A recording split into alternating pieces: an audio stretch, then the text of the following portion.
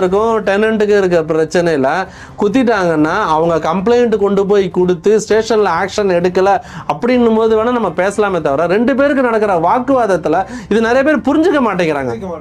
Individual person உங்களுக்குள்ள நடக்கிற பிரச்சனைகள் வந்து சட்ட ஒழுங்குன்றது என்னோட புரிதல், ஒரு பப்ளிக்கான என்னோட புரிதல்னா சட்ட ஒழுங்கு எப்படி சீர்குலையுதுன்றது எக்ஸாம்பிள்ஸ் எனக்கு தெரிஞ்சது சொல்றேன். இப்போ பாத்தீங்கன்னா ஒரு காலேஜ்ல திடீர்னு வந்து ஒரு பசங்களுக்குள்ள நிறைய சண்டைகள் நடக்குது. அந்த நேரத்துல வந்து கவர்மெண்ட் வந்து கரெக்டா அதை ஹேண்டில் பண்ண முடியல, போலீஸ் டிபார்ட்மெண்ட் சரியா ஹேண்டில் பண்ண முடியல அப்படின்னா அது ஒரு சட்ட ஒழுங்குன்னு கூட நம்ம சொல்லலாம்.